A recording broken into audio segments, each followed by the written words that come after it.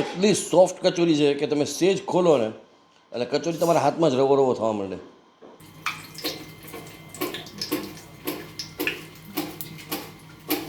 હજી કાચી છે.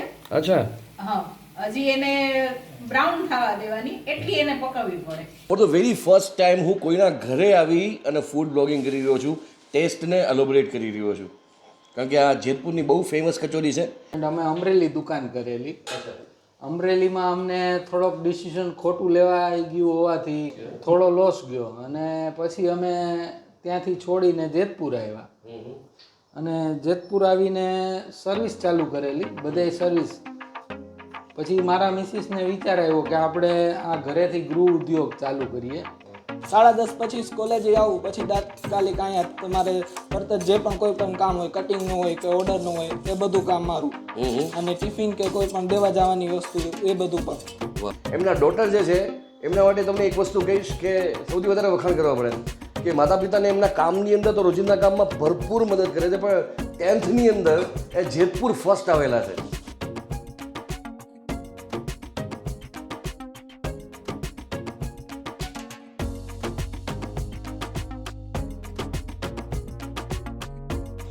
આ છે જેતપુરની સ્પેશિયલ નવજીવન કચોરી. એવું હાર્ડવર્કિંગ ફેમિલી આ કચોરી બનાવે છે કે જેને તમે આગલે દિવસે ઓર્ડર આપો એટલે તમને બીજે દિવસે કચોરી સપ્લાય કરે. પોતાના ઘરેથી ટિફિનનો બિઝનેસ કરે છે અને હાર્ડવર્કિંગ ફેમિલી છે, પણ બહુ હોશે હોશે કામ કરે છે.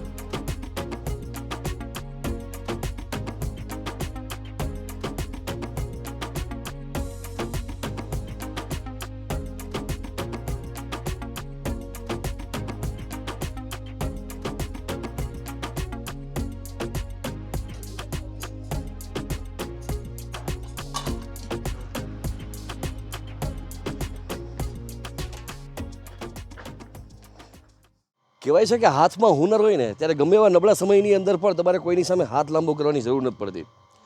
વાત કરી રહ્યો છું હું જેતપુરની એક એવી બહુ જાણીતી ફૂડ લાઇન સાથે જોડાયેલી પેઢી કે જેમાં ભાઈ ભાગ પડ્યા, એટલે કે ફેમિલીમાં પાર્ટિશન થયું અને પાર્ટિશનની અંદર એક વ્યક્તિ એટલે કે એક ભાઈના હાથમાં જે એક તબક્કો આવ્યો, કેટલાક ખોટા બિઝનેસ ડિસિઝન્સને કારણે થઈને બિઝનેસમાં લોસ ગયો. એ લોસ ગયા પછી ફેમિલીની અંદર એક મોટું સેટબેક આવ્યું, એટલે કે ફેમિલી થોડી નબળી પરિસ્થિતિનો શિકાર બન્યું. આમ છતાંય પેઢી દર પેઢીનું એક હુનર હતું, એ હાથમાં હતું. એ હુનરે આખા પરિવારને તારવી લીધો. ગુજ્જુ બોક્સમાં આપનું સ્વાગત છે. હું છું સમીર અને આજે એક એવા હાર્ડવર્કિંગ ફેમિલીને આજે આપણે મળવા આવ્યા છીએ કે જે ફેમિલીના ચારે વ્યક્તિ એટલે કે 2 સ્ટુડન્ટ્સ છે, ભાઈ અને બહેન, અને એના માતા પિતા ચારેય સાથે મળી પોતાના હુનરથી એક નાનો એવો વ્યવસાય ચલાવે છે અને પોતાનું ગુજરાન ચલાવે છે.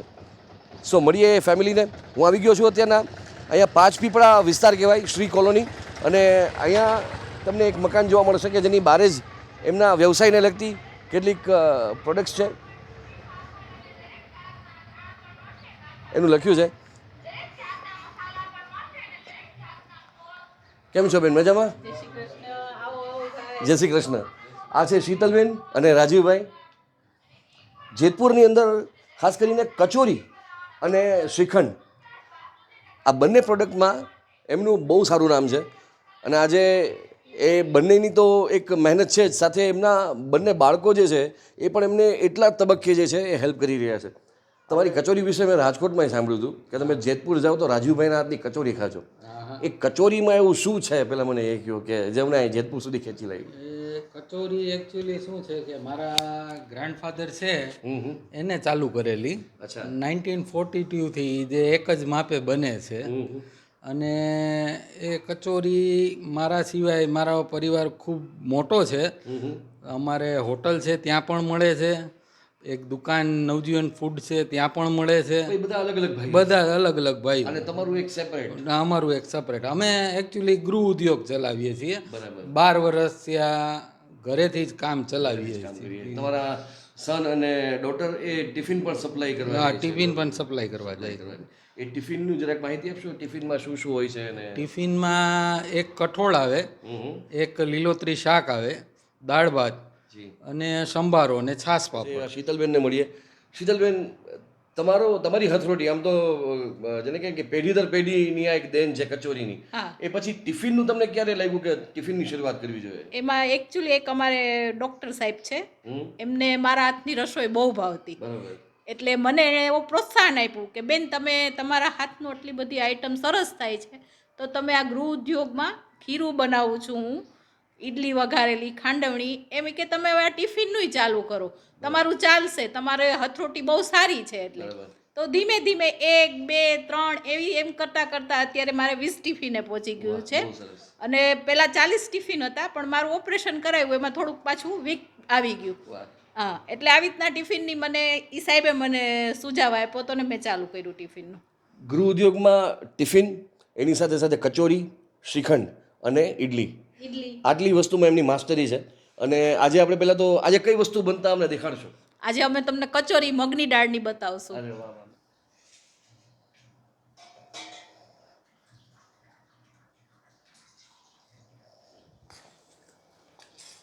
મગની દાળ બાફેલી છે, એમાં આપણે નાખીએ. આ થોડુંક અમને પ્રોસેસ કહેશો કે એક તો મગની દાળ, એની અંદર તમે શું શું વસ્તુ એડ કરી? એમાં કાળી દ્રાક્ષ નાખી, હમ. ખાંડ નાખી, હમ. પછી આપણે ચટણી નાખી, લાલ મરચું પાવડર, હમ. ધાણા જીરું, આપણે જે ઘરના જ મસાલા હોય એ જ નાખવાના. એને આ દાળ બાફેલી છે એમાં મિક્સ કરવાનું. તમારે બાફવામાં કેટલો સમય હોય? અંદાજો કેવો હોય છે કે 20 મિનિટ 20 મિનિટ? 20 મિનિટમાં બફાઈ જાય. ઓકે.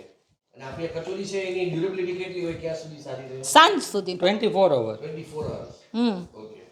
પછી હું ડ્રાય કચોરી બનાવું છું. ઓકે. એ વિદેશે મારી કચોરી સપ્લાય થાય છે. અચ્છા. અને એનું ડ્યુરેશન કેટલું હોય છે? ઈ One month. મહિના દિવસ સુધી ન બગડે. મહિના દિવસ. હા. તો અહીંયા જે છે શીતલબેન સ્ટફિંગ તૈયાર કરી રહ્યા છે કચોરીનું, અને એની બરોબર બાજુમાં જોશો તો રાજુભાઈ જે છે એનું પળ તૈયાર કરી રહ્યા છે. હા, લેયર છે એમાં મેંદો આવે છે જી જી. અને મોણ આવે છે હમ. તેલનું, બરાબર. પાણી અને સ્વાદ અનુસાર મીઠું, નમક. આમાં ઓકે.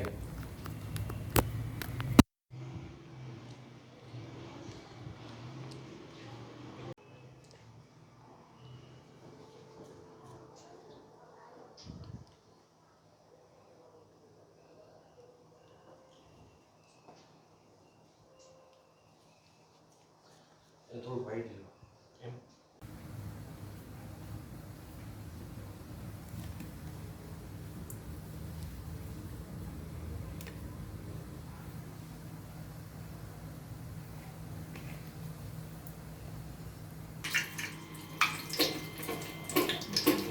રાજીવભાઈ હવે કચોરી તૈયાર કરી રહ્યા છે.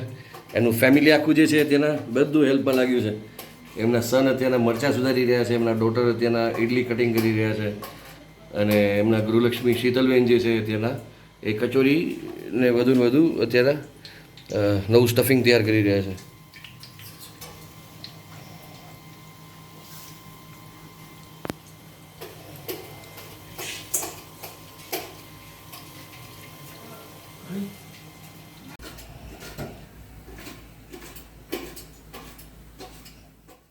સો આ 15 મિનિટ પછી કચોરી થઈ ગઈ છે એકદમ રેડી.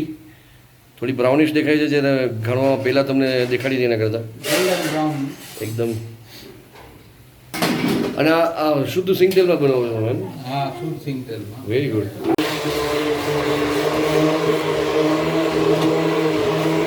તો આ કચોરીની ચટણી શેની શેની બને છે? આંબલી, આંબલી. ગોળ, ઓકે. આ ગોળ, આંબલી અને બેસનની ચટણી. હા, વાહ. ચટણી, લાલ મરચું પાવડર, હમ. ધાણા જીરું અને નમક સ્વાદ અનુસાર. બરાબર. અને હવે આને ઉકાળવાની. વાહ. પછી ઠરી ગયા પછી એ ચટણી બની જાય તૈયાર. હા, તૈયાર થશે. આ લસણની ચટણી છે, એમાં લસણ, મરચાં, આદુ અને વેસણ આવે. સો અહીંયા ઓલરેડી કચોરી બની ગઈ છે, અને શીતલબેન જે છે એ શાકની તૈયારી કરી રહ્યા છે. ટિફિનની તૈયારીઓ અહીંયા થઈ રહી છે. શીતલબેનના સન અને ડોટર જે છે અત્યારના બે કામે લાગી ગયા છે.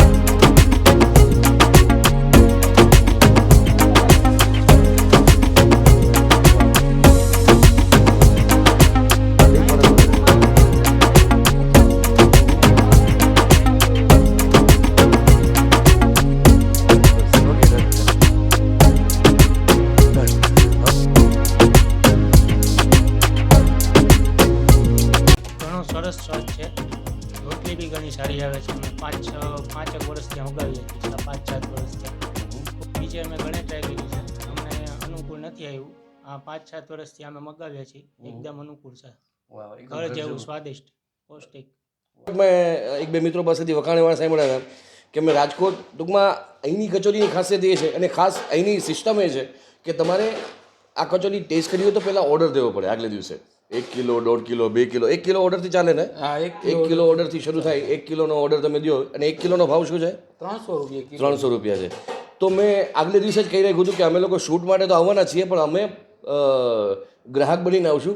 અમારે 1 થી 1.5 કિલો કચોરી જે છે એ અમારી બનાવી રાખજો. સો આ કચોરી જે છે એના વખાણ જે શબ્દોમાં મેં સાંભળ્યા હતા, બાકી તમને ખ્યાલ છે કે હું દરેક વસ્તુનો ટેસ્ટને શબ્દોમાં એલોબરેટ કરું છું, પણ મેં પહેલાં સાંભળ્યું હતું એ હતું કે કચોરી હાથમાં લેશો અને મોઢા મૂકશો એટલે સીધો રવો રવો થઈ જશે. આપણી કાઠિયાવાડીમાં કહેવાય મોઢામાં મૂકો ને રવો થઈ ગઈ. આ એના જેવી કચોરી છે.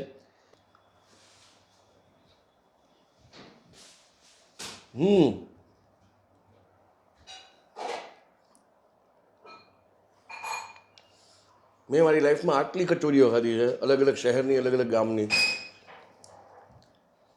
કચોરી આટલી સોફ્ટ હોઈ શકે એ મેં આજે પહેલી વખત જોયું. કદાચ એવું તો નથી કે આ પેલી લીલી દાળની છે એટલે સોફ્ટ હશે, એવું છે?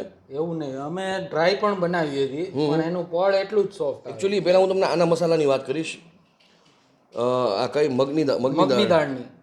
પણ જે મસાલો છે ના તો તમે એને ગરમ મસાલા કહી શકો, કારણ કે હોમમેડ મસાલા મેં જોયા છે, અને સાથે તમારા થોડાક સિક્રેટ મસાલા જે નવજીવનના પહેલાંથી ચાલ્યા આવ્યા છે. પણ એ મસાલાની એક જે ફ્લેવર છે, એક નનકડો એવો કરંટ લાગ્યો. કરંટ ઇન ધ સેન્સ કે એક જેને કહે ને આપણે ઘણી વખત ગાર્લિકવાળી વસ્તુ ખાઈ તો એમ સેજ પેલું આપણને ચમકારો લાગતો હોય. આ મસાલા એક હટકે છે. અત્યાર સુધીમાં આપણે જે ગરમ મસાલાથી ભરપૂર સમોસા અને કચોરી ખાતા આવ્યા છીએ એના કરતાં થોડોક અલગ મસાલો છે, અને સોફ્ટનેસ જે છે એ માઇન્ડ બ્લોઈંગ. એક શબ્દ કહી શકીએ કે દાંત વગરના લોકો પણ આ કચોરી ખાઈ શકે. દાંત વગરના લોકો પણ આ કચોરી ખાઈ શકે. અચ્છા, આ કચોરીની અંદર કોઈ લસણ કે ડુંગળીનું પ્રમાણ ખરું? નહીં. તો આ જૈન લોકો ખાઈ શકે? હા, જૈન લોકો ખાઈ શકે. આ ચટણી વગર જૈન લોકો ખાઈ શકે, કારણ કે ચટણીની અંદર ગાર્લિક છે. બાકી કચોરી તમે એમને લઈ જશો તો એ જૈન લોકો પણ ખાઈ શકશે. મને ઘણા લોકો જૈન સબસ્ક્રાઈબર્સ છે એ પૂછતા હોય છે કે સમીરભાઈ જ્યારે પણ જાઓ ત્યારે એ વસ્તુની ડિસ્કશન કરજો. હવે આપણે જરાક આ જે છે ચટણી, જે ગ્રીન ચટણી છે એમાં ટેસ્ટ કરશું. This is the first time કે હું કોઈના ઘરમાં આવીને ફૂડ બ્લોગિંગ કરી રહ્યો છું. આ પહેલો કેસ છે અને આ જેતપુરનો કેસ છે. થોડું સ્પાઇસી વધારે લાગે. નહીં, સ્પાઇસી નહીં, લસણની જે ફ્લેવર છે ને એની અંદર એકદમ ઘણી વખત લસણની ચટણી ખાતા હોય જે ગળાની અંદર પેલું થતું હોય ને, અમુક ટાઈમે ખરેરાટી આવી જતી હોય, અને ઘણી વખત અલગ અલગ જગ્યાએ ઘૂઘરાની પેલી લસણની ચટણી આપો તો તમારું મોઢું પેલું બગાડી નાખે. પણ અહીંયા એક ડિસન્ટ ફ્લેવર છે. આના માટે એક પ્રોપર શબ્દ છે, લસણની છે પણ ડિસન્ટ ફ્લેવર છે. લસણ તામસી પ્રકૃતિ જ હોય, પણ આ જે છે અહીંયા એ ચટણી તમારા મોઢાને મારશે નહીં, એટલે કે મોઢું બગડશે નહીં તમારું. હવે જે ઓર્ડર દેવા માંગતો હોય કઈ રીતે આપી શકે? ઓર્ડર દેવા માંગતા હોય એક દિવસ અગાઉ આપી શકે, અને ફોન પે પેમેન્ટ પણ કરી શકે. ઓકે. અને તો હવે કોઈ નંબર ડિક્લેર કરી દેશો કે જેના ઉપર તમને ઓર્ડર માટે ફોન કરી શકે? છે ને 7874959813. એક વખત રિપીટ કરી દેશો. 78 74 95 98 13. અને આ જે નંબર જે છે નીચે ડિસ્ક્રિપ્શન નોટની અંદર પણ હું આપી દઈશ, જેથી કરીને તમે એમના કોન્ટેક્ટમાં રહી શકો. અને જે એમની ટર્મ્સ એન્ડ કન્ડિશન છે એ પ્રમાણે ફિલહાલ તો તમને એટલું કહીશ કે જેતપુરનો મારો ધક્કો 100%. મારે જવાનું હતું જુનાગઢ, સ્પેશિયલી આ કચોરી માટે હું ઊભો રહ્યો હતો અહીંયા, અને મારો જેતપુરનો ધક્કો 100% વસૂલ રહ્યો. ટિફિનના ચાર્જીસ શું છે? ટિફિનના ચાર્જીસ 100 રૂપિયા છે અને 110. ઓકે. 100 રૂપિયામાં છાશ પાપડ ના આવે અને 110માં છાશ પાપડ આવે. બરાબર છે. અને એ પણ તમારે આગલે દિવસે કહી દેવું પડે કે જ્યારે ટિફિન જોયું. અગાઉથી કેવું પડે તમારે, એક દિવસ અગાઉ કેવું પડે, કારણ કે કઠોળ રાત્રે પલાળવાનું. અમારા ટિફિનમાં એક કઠોળ, એક લીલોતરી અને દાળ ભાત, સંભારો અને છાશ પાપડ. તો તમે જોઈ શકો છો કઈ રીતે બને છે. અહીંયા બધી વસ્તુ તમને દેખાડી, કેવી વસ્તુ બનાવી રહ્યા છે અને કેવી સામગ્રી યુઝ કરે છે. જે તમારા અને મારા ઘરમાં જે યુઝ થતું હોય એ સેમ આ ફેમિલી પોતાના પેલી રીતે કામ કરી રહ્યું છે. એટલા માટે મને એમ થયું કે આ ફેમિલીને કદાચ મારા વિડીયો થકી સપોર્ટ કરી શકું તો. સો આ વિડીયો તમને કેવો લાગ્યો કહેવાનું ભૂલતા નહીં. કચોરી તો મને આજે બેસ્ટ જ લાગી. કચોરીનો વિડીયો તમને કેવો લાગ્યો કહેવાનું ભૂલતા નહીં. મળીએ છીએ નેક્સ્ટ વિડીયોમાં. જય જય ગરવી ગુજરાત. Stay blessed.